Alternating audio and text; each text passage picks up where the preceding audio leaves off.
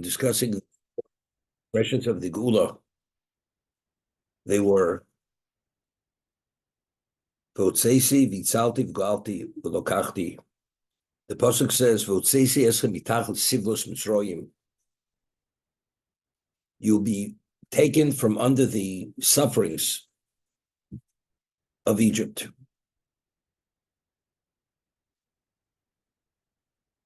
The sivlos, Votseisi eschem. The way Rashi explains it over here, Votseisi eschem, ki kenif tachtiv, v'achrechen yetsu b'chush gadol.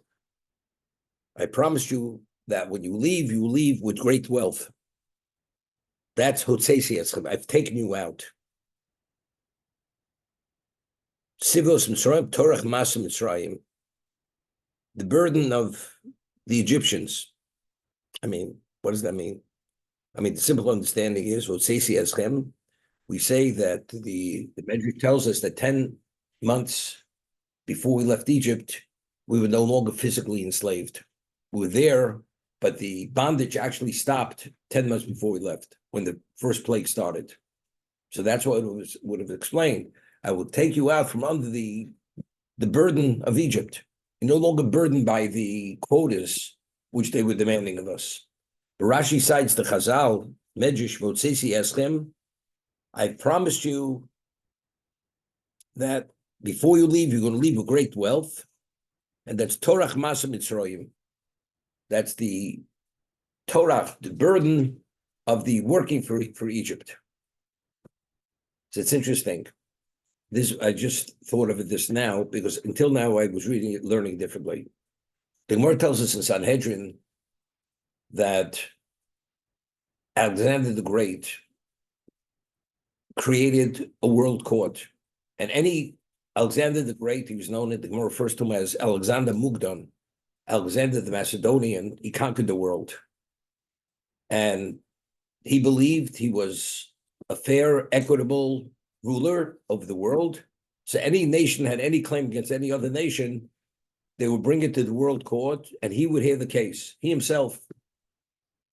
So the Egyptians, they came with a claim against the Jewish people. What was the claim? The Jews, before they left Egypt, they borrowed the personal effects, the wealth of the citizenry.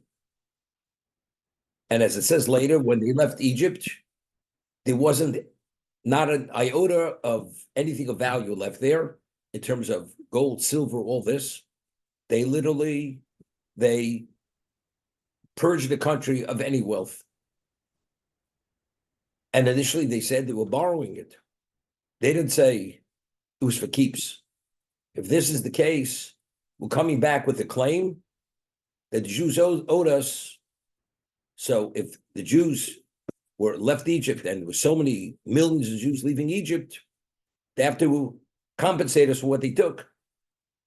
If that would have been the case, the Jews would have been left bereft. It would have taken everything. There wouldn't have been anything left for the Jews. And the Egyptians had come, the fields at the time were ready to be picked. The crop was ready to be harvested. And there was a person who was a hunchback, a Jew. And he looked like a misfit. And he goes to the Sanhedrin. He says, look, let me go respond to the claim. That's what he says to the Sanhedrin, the Torah leaders. And he says to them, if I succeed, there's no reason for you to bother yourself. And if they don't succeed, they'll say the man was never qualified to present the case or to counter the claim against the Jewish people. So then you, the Sanhedrin, you were able to respond. So he said, not a problem. So he comes before the world court. Alexander the Great listens to his response, and he says, if you read the Bible, it says that we're in Egypt 400 years. And we know that there was 6 litter per birth. So if you do the math, and they enslaved us, we were free people enslaved. They never compensated us for our labor. So if you do the math, with whatever we took, there's a serious balance which is left. Alexander hears what this man says. He says, he's right. You people You have no claim. Not only you have a claim, you have a debt, which you have to pay. So the Midrash said, the Gemara says in Sanhedrin, they fled and they abandoned the fields that were ready to be picked and harvested. And it was a win for the Jews. Okay? Even though we weren't there for 400 years, we're there for 210 years. But again, we have to work out the numbers. It's from the birth of Yitzchak. But if you read the text, it was said to Avram, your children will be in bondage, afflicted for 400 years. That was his claim. Okay? Hotzesi eschem.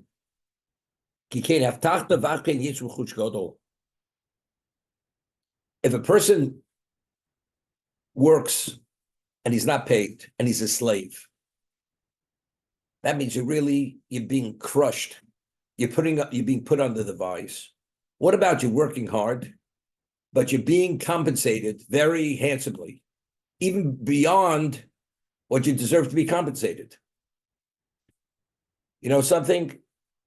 Even though it's hard work, and even they call it slavery, but if at the end of the day, we're having a king's ransom as our payment, in retrospect, it's not so terrible.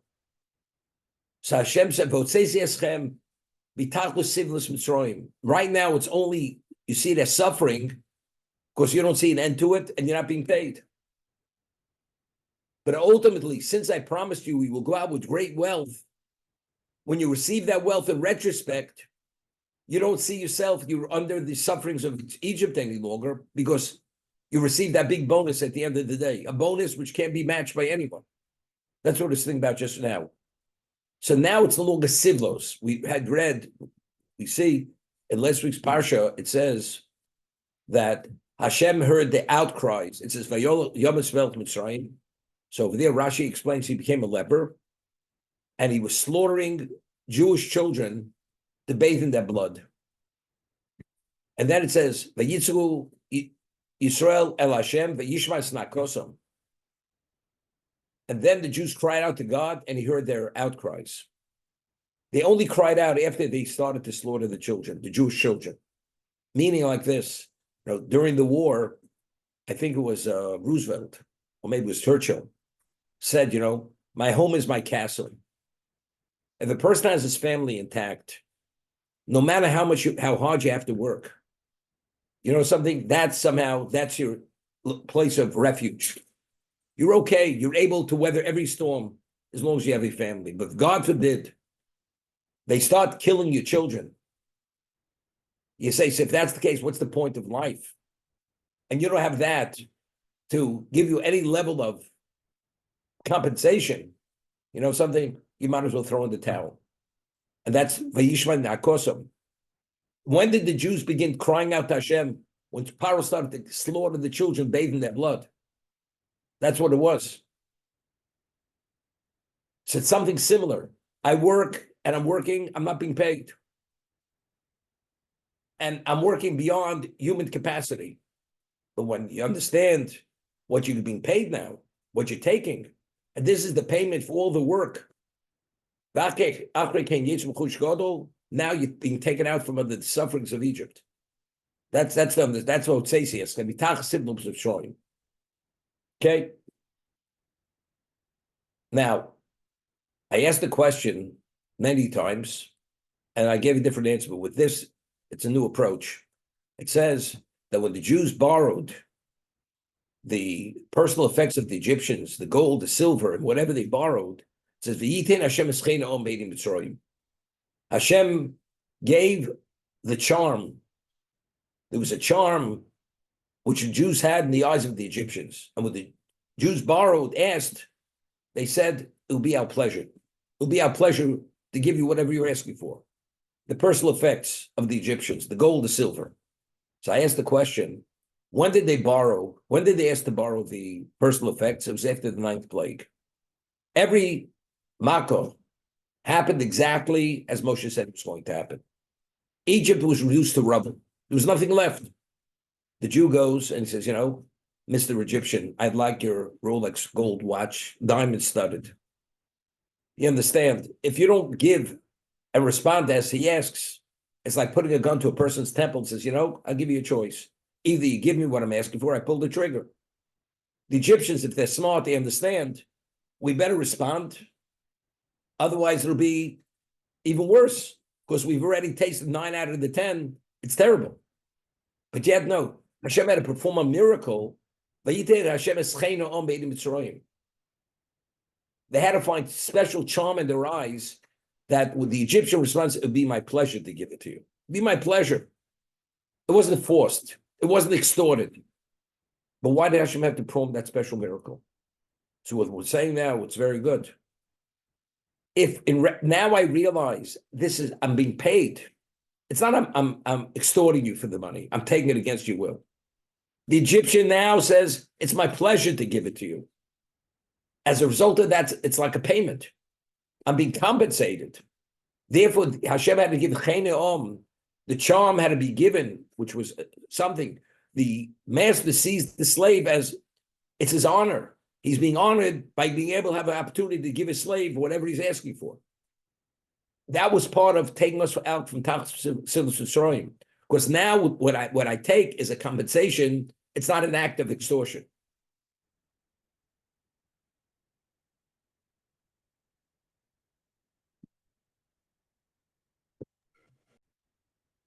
You have two people. A person has collateral, and you go to a person and says, can I borrow $500,000? And he says, I have collateral, I have co-signers, he guaranteed you're going to be paid. And the man who's asked to lend the money doesn't need the money right now. Man says, not interested in lending the money. He says, but I could collateralize it. I could guarantee it. He says, I'm not interested. I don't want to lend you. You want to borrow money, go to a bank. Don't come to me. You have the collateral, you have the co-signers, go to a bank. That same person, Rockefeller, comes over to him and says, can I borrow $500,000? And he's Rockefeller. What is the person's asked, what does he say? He doesn't say, do you have collateral? Do you have co-signers? He says, Mr. Rockefeller, it'd be my pleasure to lend you the money. The first person he turns down, he says, go to a bank if you want to borrow. Rockefeller, he says, he doesn't even ask if he has collateral, co-signers. It'd be my pleasure to lend you the money because he knows he's good for the money. But both cases, they're good for the money. The answer is because when the ordinary person asks you to borrow the money, I'm doing you a favor. The lender is doing the borrower a favor. Do you know what it means that when you lend Rockefeller the money? You're honored, you're privileged that Rockefeller's coming to me to ask me for a loan. So that enhances the lender. So the beneficiary is the lender. Even though Rockefeller's received the money, but the lender is the beneficiary. But in the other situation, you're an ordinary guy. You want money, go to a bank. What are you coming to me? Here, the miracle was they found that special charm in the eyes of the Egyptians. They saw the Jews as masters. It'd be my pleasure. When they gave them the personal effects, it wasn't under duress. They were more than happy. It's our pleasure. We feel honored that we're able to give it to you. So when you're receiving it in that context, what do you feel? That's compensation. So now it's not so terrible. In retrospect, I'm being paid all the years of work. It wasn't for naught. Now we're capitalizing it. We're cashing in now at a level nobody ever cashed in at this level. And now we realize in retrospect that all the years in the Midrash, when Yosef had taken all the wealth of Canaan during the years of famine, not only of Egypt, of all the surrounding nations who came to purchase food, they believed they were the wealthiest nation in the world due to the famine. They didn't realize they were only the custodians of that wealth to hold it for the Jews, that when they leave Egypt, they should be able to leave with this great wealth. But the Jews only realized that at the time when the wealth was released to them. But they thought they were lending it to them. They didn't realize they were taking it for good. When they realized they were taking it for keeps, and that's why Hashem says to Moshe, Daben nobos ne'om, please ask him to borrow. Because they understood the only reason why the Jews were pursued into the Red Sea was because when they realized they weren't coming back after 3 days, they realized they didn't lend it to them. They were taking it for keeps. When they realized they were taking it for keeps, now they're going after them because they were left bereft. The Medrash says Why originally did the Jews drowned? They used water to kill the newborns. So the Medrash says, because Rashi cites the Medrash, because they know that the God of the Jews, when he punishes, it's always measure for measure. As a result of that, if we kill him by the sword, the Jews, he'll kill us by the sword. By fire, he'll kill us by fire. But by water, since he made a covenant with existence that he will not bring a great flood upon the world, as a result of that, we have God's hands tied, Kavayochel. But so the Medrash says, but one mistake they made. Hashem says he will not bring the water upon any location to destroy the world. But I'm going to bring you people, you're going into the sea. The sea's not coming to you, but you're going to the sea. So how do you get him into the sea? How do you lure him into the sea? The Jews borrow all the wealth of Egypt. Originally, they borrow it as a loan, not for keeps. Then after the 3-day period passes, they realize they're not coming back. They realized they're bereft now. Now they're going after the Jews. So at the end of the day, what happened? The Egyptians were drowned in the water. The sea closed on the Egyptians. That's the Mida Keneged Mida. You drown my children with water, you're going to be drowned. You're going to be punished with water.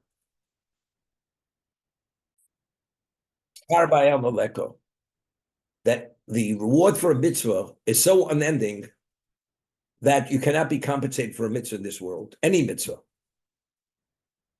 If you lived 1,000 years, because what is the reward for mitzvah? Eternity. Everything in this existence is finite. You can't be paid. So reward is waiting to be paid in the world to come. That's what it is. We say, Lefum Tzara Agro, that what determines the degree of reward? The degree that you sacrifice, that you apply yourself, that you toil. If you toil for a mitzvah, the more you toil, the greater the reward. Why? Because that shows to the degree that you value and you're dedicated to do the will of Hashem. So therefore, Lefum Tzara Agro, based on the pain, the toil, that will determine the reward. You know something? It's not so easy. But if a person would be able to understand and internalize the reality of what you're being paid, nothing's too difficult. How can it be too difficult? If the reward is unfathomable, so why is it so difficult?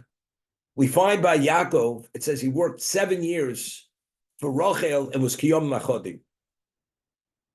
He worked slave labor for Lavan. The man was dishonest. But he saw the 7 years as Yom Machodim. It was like a few days. What do you mean? It says he loved Rachel. So you mean the more you want something, it's like you wanted it yesterday. And yet the 7 years were Yom HaChodim. And then when he was deceived and he worked for Leah and he had to work another 7 years. So Rashi cites the Chazal that the initial 7 years, although he was deceived, he did it with the same level of dedication like the first 7 years. But humanly, how do you do this? The Maris Machpelah, Avram paid a king's fortune, a king's ransom for that Maris Machpelah. And Ephron believed he duped Avram. He fooled him. Because the Midrash tells us what was the Maris Machpelah. It was a cave, you couldn't go in there. It was like radon poison. Anybody went in there would die because there were all kinds of demons and everything in there. And here Avram Avinu is paying a fortune beyond anybody's comprehension what he's paying for this. And Ephraim feels he's taken Avram as a fool. But he didn't understand. Avram understood its value. Because this is the most important location in the world. Adam and Chava buried there. This is the direct route for the Neshama in a sense. Because Avram understood its value. You may think I'm being duped, but I'm getting the deal of the world of history. Yaakov understood the primary patriarch is Rachel. Could you imagine? You pay $100 million for a piece of real estate and it's worth $1 trillion. You say $1 billion is a lot of money, but if it's worth $1 trillion, you're paying pennies. Yaakov understood the innate value of Rachel Imenu. She is the primary matriarch. And even after he was duped, doesn't make a difference. Again, it's Yom HaChodim, because he understood the innate value of who she was. But Lavan tortured him. It's worth everything in the world. Understanding what I'm getting at the end of the day. You're getting Rachel Imenu, she's the one you're going to establish Klal Yisrael through her. identically. At the end of the day, when we actually received the Rechush Gadol, at that moment, we understand it was all worth it. Because the amount of wealth we're leaving, we're being compensated for all the suffering and whatever we were put through.